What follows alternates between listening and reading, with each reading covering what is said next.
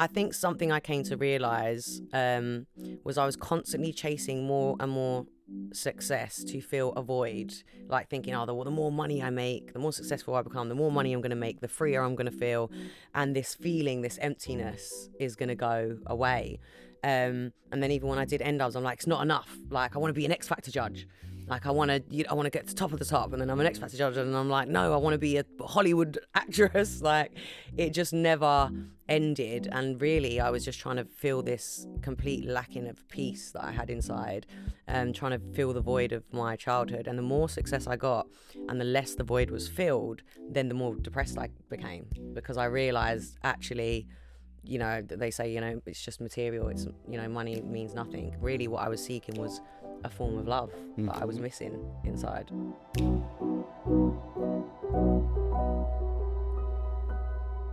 Hello and welcome to Lives Less Ordinary on the BBC World Service YouTube channel with me, Mubin Azar.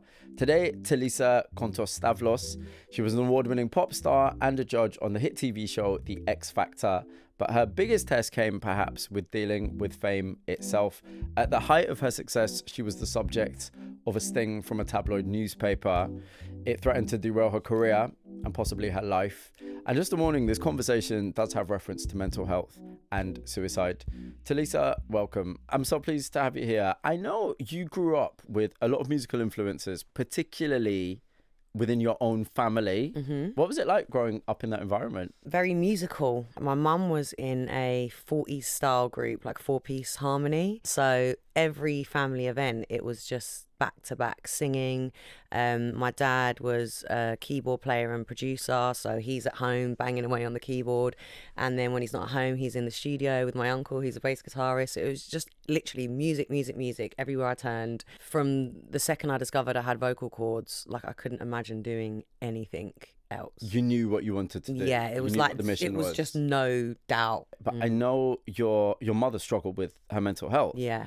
I want to know, when you were young, when was the first time you realised that she was having a difficult time? The first memories that I have, probably when I was about 4 years old. So with my mum's mental illness, she might go like a year and a half completely normal, and then she goes into this... I can't remember the term that we used to call it, but it's basically like an episode, and it can last for a year. And once the turn starts, it kind of gets a bit rough. And then eventually it gets to like a kind of breakdown point. And I can remember an ambulance turning up and police officers, and my mum being dragged out of the house and me screaming and crying, what's going on? How old were you at that point? About 4. It was an interesting piece of life experience, You ended up taking on this role in many ways of pretty much being a carer, didn't you? Yeah, more so in my teen years. My parents got divorced when I was 9, and then I was living just with me and my mum to the age of, I think, 17, 16. I wasn't, a designated carer because of my age, but you would just find yourself doing things. Like, the earliest memories of that I can remember is probably being around 14, and she's going into these episodes again, so it's my duty to call the hospitals, call the doctors, it's happening again, someone needs to pick her up, you need to bring her in. And if she's on an episode and I come home from school and she's just, on the floor shaking, I've got to get her up, I've got to get her cleaned and make sure she's, going to the toilet correctly, things like that. So yeah, it was tough, but I definitely don't feel like a victim off the back of it. I feel like someone that's, in a very strange way, maybe I'm just super positive, but I kind of see everything as a blessing. And the more knowledge you have, even off the back of pain, that knowledge can be turned into power that others don't have from that pain. At that point, though, I want to understand if that's what was going on in the home space. And it sounds like there's a lot of pressure, particularly as you're a young person. How is that manifesting in other parts of your life? So school, for example. School was hard because I was getting bullied a lot. So I didn't really like school. I hated going to school. I was kind of a weird kid in the sense of, if I had a passion for something and I took interest in it, then I would nail it. But if not, I just wasn't interested. I'd definitely say it affected me all round, but then obviously I'm sure you're going to get to it, but studio and music, I started from the age of 11, so that was my little escape. I'm interested in this idea of music being the escape, but also the idea of fame and the prospect of seeing your name in lights, all those things that we associate with being famous. Yeah. Did that seem at that stage? Did that seem like the goal? It was 100% the goal. I lived and breathed it. I was obsessed. I can't do anything else. I'm not sure though if it was about the success. I think what I wanted was the freedom that would come with it. Like if I got that successful, think of the money I could have, think of what I could do and where I could live, and I could get out of this, situation. So I actually feel like it was the freedom that I was chasing, but I knew everything that came with it is what I needed to get that freedom. Yeah. And that was the only thing that I was passionate about. So to be free and do something I'm passionate about was the goal. When you talk about freedom, that suggests that in terms of the rest of your life, the bullying, what was going on at home as well, was there an element of you that felt trapped? You were 100% trapped. I hated it. Like all I used to sit and fantasize about is I can't wait till I'm old enough to move out of home and live my own life and not have to go to school, not have to be here, not have to do anything that I'm doing now. I just wanted freedom in every aspect of my life. Especially when it comes to, your main carer being mentally ill. That person is there to instruct you and tell you what to do and where to go and when to go to bed. And if that person isn't, mentally sane and right, then you constantly feel like, well, I know what I should be doing. I know what you're telling me is wrong, but yet I have to sit here and do it anyway. So it was extremely frustrating, and I think that translated in school because I was this mini adult already at home. When this, another adult at school would come in and try and tell me what to do, I'm like, no, like I'm the adult in my house, I know so what I'm not doing. coming in. Yeah, so I had a very, I guess that don't tell me what to do attitude. Like I was quite a defensive kid in that respect because I already felt like I was living my own life anyway. I see that. In terms of this idea of freedom, so your chosen mode, your chosen route at that time was music. Yeah. Tell me about joining what would become your first band. How did it happen? What was that process? So my Uncle B, Daffy's dad, he always knew that I wanted to be a singer. And then when I was 11, Daffy was really into rapping, and with his best mate, Fazer, he was, DJing and rapping. And Daffy's your cousin? Yeah, Daffy's my cousin. So my Uncle B had them in the studio and they were like, we want to make music. And it was B that said, I think you'd be a lot stronger in a group if you put a female in, like for more commercial purposes. And they were like, who can we get in? And initially they thought of another girl at school, and she didn't make it to the session. Okay. And then my uncle turned up and he was like, hang on a minute, what about T? And then my uncle knocked at my door and he was like, T, do you want to come to the studio and record with Daps and Faze? And I was like, no, I'm going to be a solo star. You already had that plan? Yeah, I was like, no, I'm not doing that. And he was like, what about if I gave you 20 quid? And I was like, nah, I'm not bought that easily. And then I bartered him up to 50. And I went, all right, you got to do a one studio session. But that was the beginning of N-Dubs. For 50 quid? Yeah, I got paid 50 quid. And that's the birth of N-Dubs? That was the birth of N-Dubs. Always about the money, me. And then we all came to know N-Dubs. Yeah. It's like this phenomenon that just seemed to kind of, unravel in front of us. Yeah. Can you remember the first time you started thinking, this is actually working, we are actually making it? Was there a moment? Yeah, there was a moment. I think I was just turned 17, and it was just before I was in a kind of give up phase, because remember I've been doing it since I was 11. I'm 17 now, so it's been 6 years of back-to-back grafting, and I started to question, is this gonna work? For the first time ever, my Delulu was kind of out the window, and I was like, do I need a job? Like, I already had one, actually. I'd had two. And then we did this show in a place called Red Hill, and it was like 2,000 capacity club, and we walked in, I'll never forget it, and it was just the first time it had happened, and there were 2,000 kids screaming like we were Justin Bieber, and they started singing our songs, Ouch, I Swear, You Better Not Waste My Time, back to back, word for word. And we just all looked at each other and we were like, what the hell is going on? And then there was this, we've done it, we've actually made it. And that was only off 2,000 kids. We thought, oh, we've gone clear, but it did, and then it rose and rose and rose. With the whole phenomenon of N-Dubs, was it based on your experience? Were you singing about things that were in your life? Always. Like, a really funny story is obviously I used to go out with Fazer, And on the, I think it was a Love Live Life album, Took It All Away, we'd actually broken up and had a big bus up, and we weren't speaking to each other, sleeping in separate rooms, but we wrote our verses to each other in a separate room. Oh, and that's on the song. Yeah, so if you listen to Took It All Away, that's like me and Fazer basically wouldn't communicate face to face, but we were sat in the booth. He's recording me, and the first time he's hearing about how I feel is because I'm singing it on the mic. In the booth. In the booth. So that's how real N-Dubz was. You know, it's quite difficult for people that weren't there at the time to really understand the level of success. I'm talking about platinum albums. Yeah. I'm talking about mobile awards. Arena tours. I'm talking about being at the center of something. At that time, did it make you happy? I think the success definitely did, but I think something I came to realise was I was constantly chasing more and more success to fill a void, like thinking, the more money I make, the more successful I become, the more money I'm going to make, the freer I'm going to feel, and this feeling, this emptiness is going to go away. And then even when I did N-Dubz, I'm like, it's not enough. Like, I want to be an X Factor judge. Like, I want to get to the top of the top, and then I'm an X Factor judge, and I'm like, no, I want to be a Hollywood actress. Like, it just never ended, and really, I was just trying to fill this complete lacking of peace that I had inside.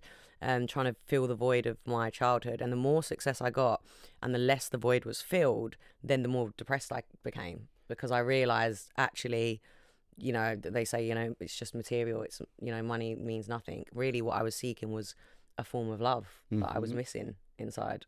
And you referenced that was from a void from your childhood? Well, I guess, growing up, I was very detached from my parents. I didn't love them in a typical sense. I had, love for them, but it was strange. I was just kind of like my own entity. I was a lone wolf, walking around from a very young age, and kind of came to the conclusion of I need to set my own path, and was already thinking, no, I need to make my own decisions, Unfortunately, my mom didn't necessarily know what she was on about most of the time. And it made me quite an isolated person. I mean, we are what we know. So if I'm growing up in a household where 1 minute my mom's like, the best mom in the world, I love you, and the next minute she's turning around and looking at me and she thinks I'm a demon, that is very mentally confusing. In a literal sense, she thought you were a demon. Like she's like you're a demon, like hallucinating, like I'm actually not her daughter, I'm the devil. So it is very hard to feel love. I'm learning it. I don't know it yet. I'm a child. So when that's my experience and it's sort of given to the max and then it's turned into, hatred or disgust, the brain is just processing, okay, you can't trust that. Like when someone gives you that kind of attention, that kind of love, it's not real, because it's just going to turn into something else. And that is being embedded subconsciously in my brain from a young age. So I had a complete disconnect with love. In your professional career, many people at that point could have thought, I've got what I wanted financially, I'm doing fine, I'm successful. You had your eyes set on a very particular prize. And we're talking about a particular period in time where, one of the biggest TV shows in the country, talking about Saturday Night TV in the UK, is The X Factor. Yeah. And you decide you want to be a judge on The X Factor. You've spoken about this idea of manifesting. Yeah. Talk to me about manifesting, getting this job. I think I just started realising from a young age that I had this knack that I would envision things, and I'm constantly fantasising about future scenarios. Okay.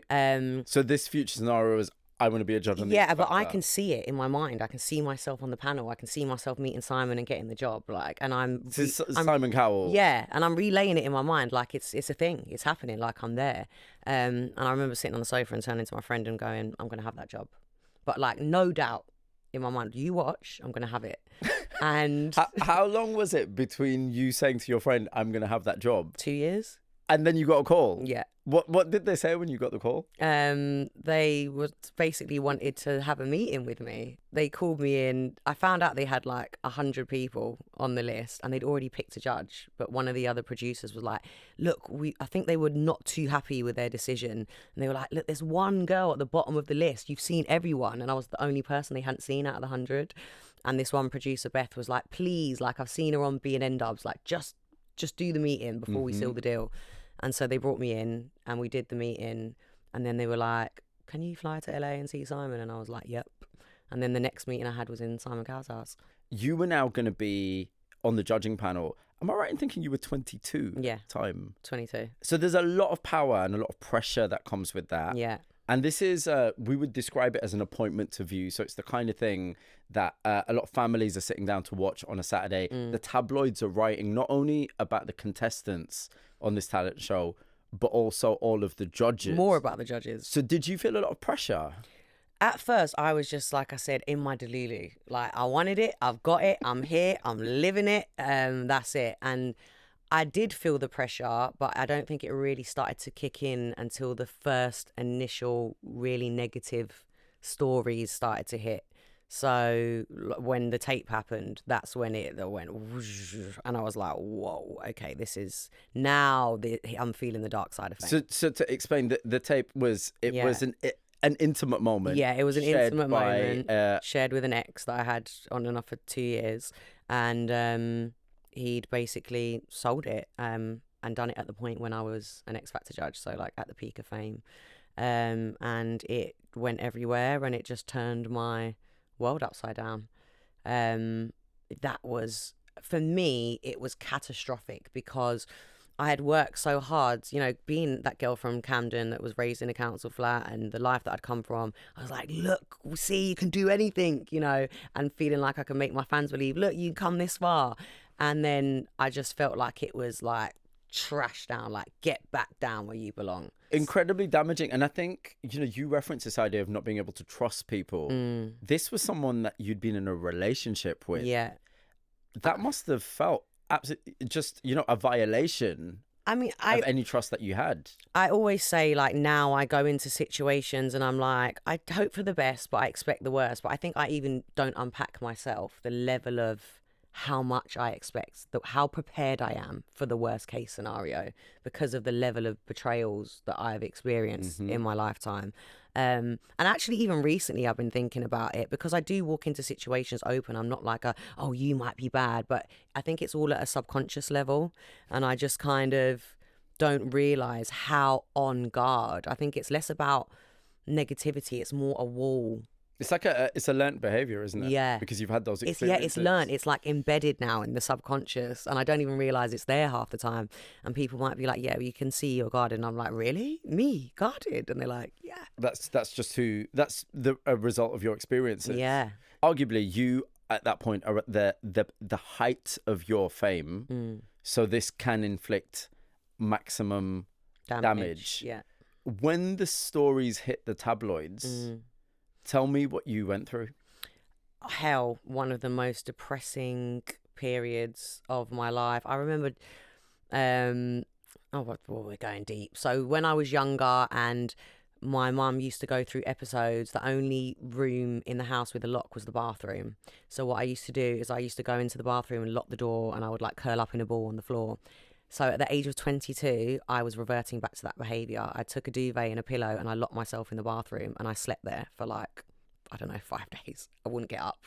And my assistant was feeding me food through the door. So catastrophic depression.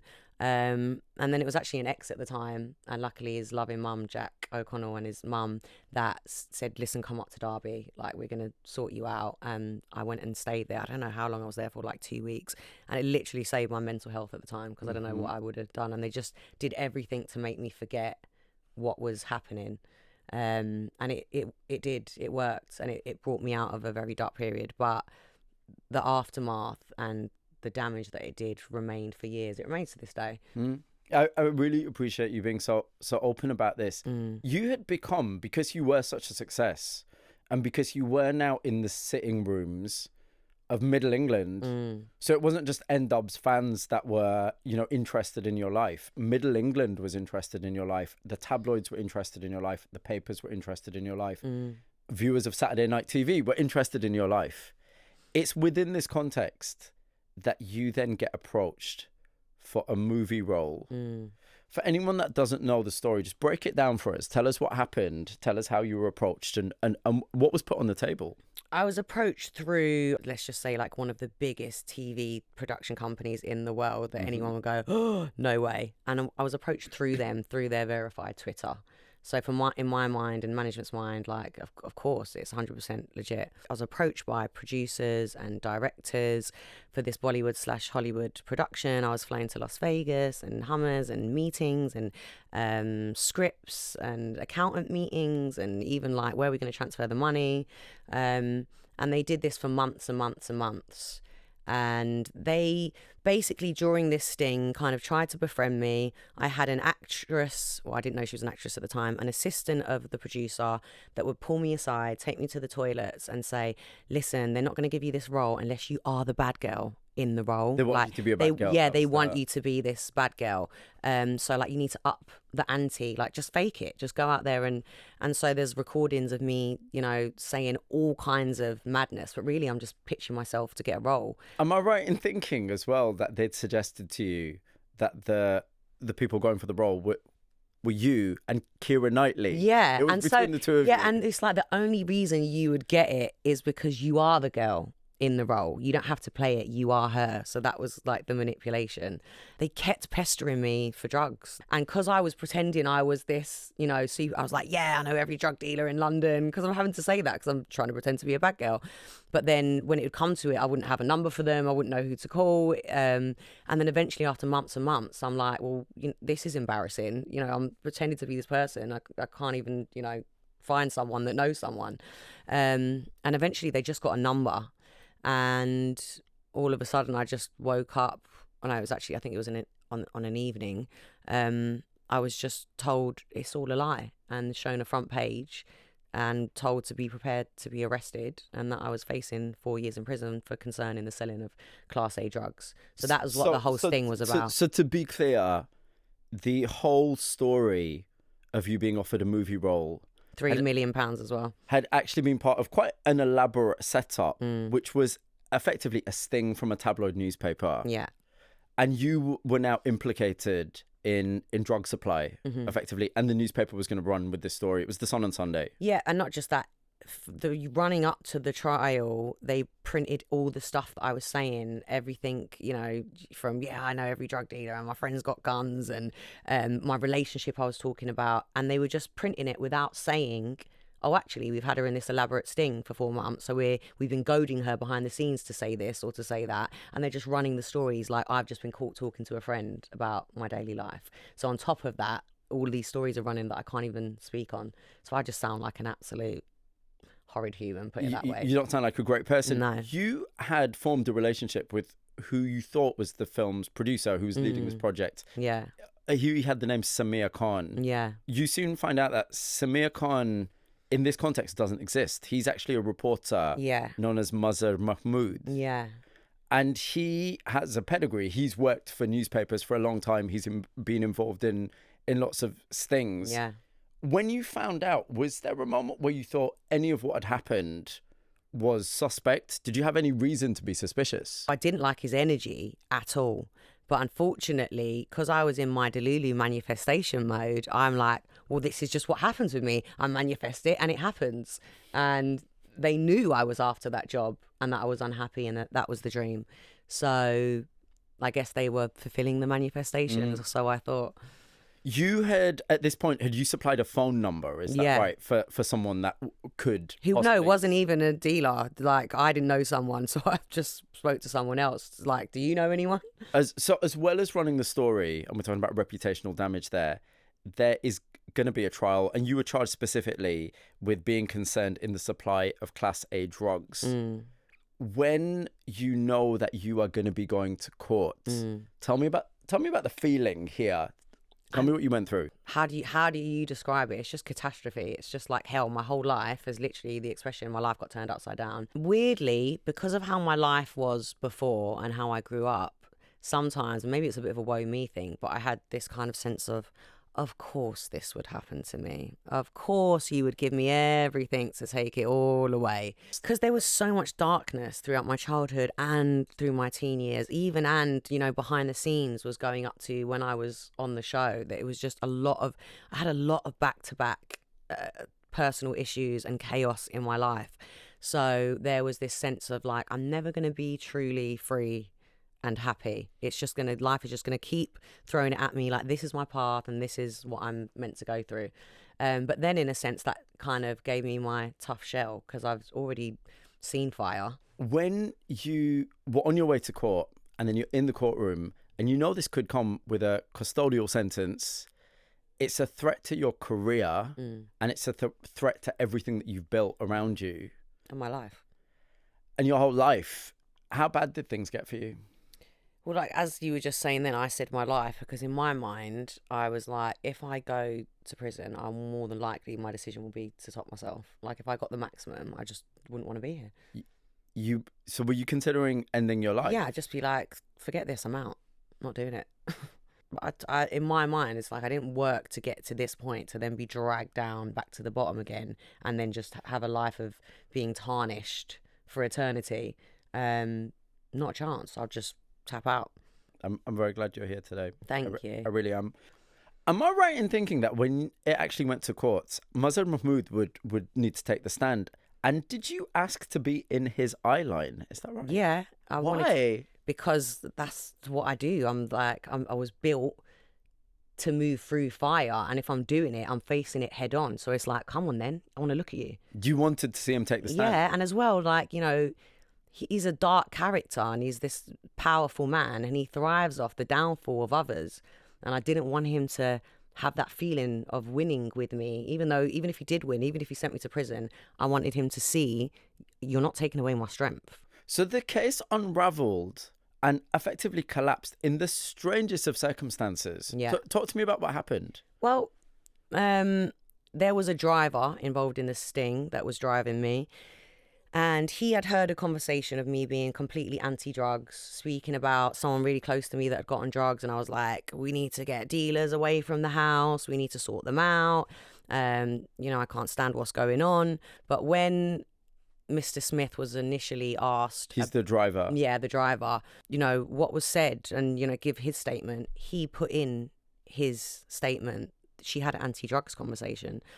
Now, why he did that, I don't know, because he's been Mahmood's partner for, 20 years. He knew the deal.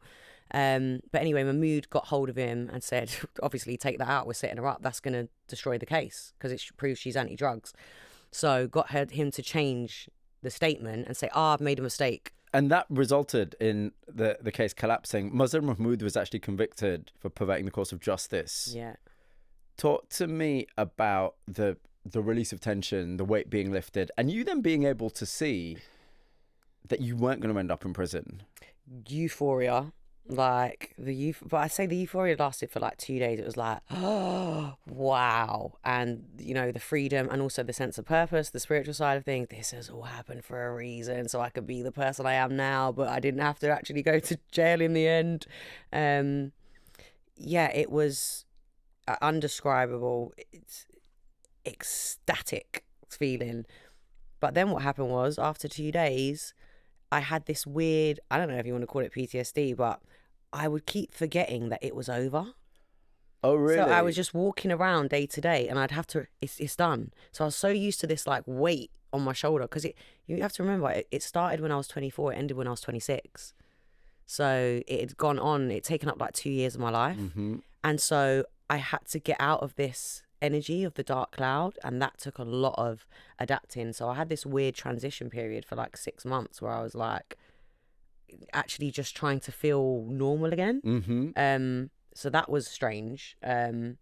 But yeah, that was the journey straight afterwards. And do you think you're still dealing with any of the fallout from that? Do you still find it difficult to trust people, for example? Yeah, like as you said, before, trust will always be a thing, but it's more subconsciously embedded into my mind. But yeah, of course, trust is going to be a thing. I don't think it's an issue though with me. I think that's the life experience that I've had. So if anything, that makes me intelligent. I'd be pretty stupid after the experiences I've had to start going around trusting everyone when you can see how dark people can be. But yeah, of course, look, anyone experiencing something like that, it doesn't matter how wise you are, how strong you are, it's going to mess with screws to a certain extent, you know, that you're always going to feel for the rest of your life. You know, and I'm not perfect, but I'm me.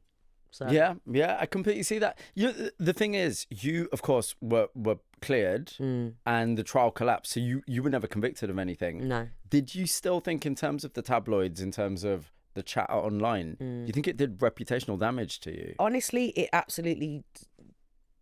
It changed everything. Things were never the same. I'd say the only time that I've actually felt my career, and also love and respect from the public, has only been since I came back with N-Dubz in 2022 and doing The Jungle. Only now at this point, and that took a whole 10-year ride of still feeling that energy of being tarnished. And I'm still tarnished to an extent this day, but the energy is where I'm happy with it, you know, where I would have liked it to be. There's kind of two different things going on here, because a lot of this story does focus on the idea of success and fame being the same thing, whether it's in the context of, you know, being a musician, having success that way, getting a movie role, being an X Factor judge. Do you think what happened to you changed your perception of what success is then? No, not really. I always saw success in the same way. For me, like, the industry was just a game of chess. I always say it was a big, fat, ugly cow that I just wanted to milk. Okay, that was my perspective. It was just a game. It was a game of chess, and there were a lot of dark people in it, and it was this game that I was going to go in and play. Like, I've seen darkness before. I've seen dark people. I'm good at this. I'm going to go and play the system. It sounds like I never had a good relationship with fame. So it sounds like you'd had enough. Were you ready to draw a line under it? Yeah, I mean, I was already done with X Factor. I was like, I can't do this anymore. I wanted to leave even if they weren't having me back, which is why I wanted to go to Hollywood so I could move out the country and just do something else and act so I could be someone else. Of course, but Tulisa, acting and Hollywood, that is still fame. You know, arguably it's yeah, like of course, the but center it's of fame. like, I couldn't, you know, what am I going to do? Go to university and start a degree? Like, it's like, for me, I was too far gone. This is all I know is entertainment. This is the thing that I'm good at. So I can start again somewhere else. Yeah. You know? Did it change your view of the value of fame? Most definitely. You know, it's not. Everyone has different sides of it and experiences different sides of it. Some people have experienced fame and been like, oh, best thing that's ever happened to me. And then other people have experienced it and experienced the dark side and gone, hell, wish I never got into it. I think it's just all perspective, and I can see every perspective when it comes to fame. But it's also a very interesting life experience. So for me, again, it's really just knowledge to add to the list. Tell me today where you are, Tulisa, as we have this conversation. I know you've written a book, you've spoken about your experiences. What does success look like for you now? Success looks like, for me now, passive income, your money making money. It looks like authenticity, being able to be your true self in every environment. It looks like a loving soul family of solid, good, pure humans around you with your best intentions at heart and you having their best intentions. And it looks like love, peace, and a quiet life. That's success for me. Tulisa, I'm really grateful for our conversation. Thank you so you. much. And thank you for watching Lives Less Ordinary on the BBC World Service YouTube channel. Please do like and subscribe so you never miss an episode. If you're suffering from distress or despair, you can speak to a medical professional, or there are details of organisations that can help at Befrienders Worldwide. The address is befrienders.org. Till next time, take care.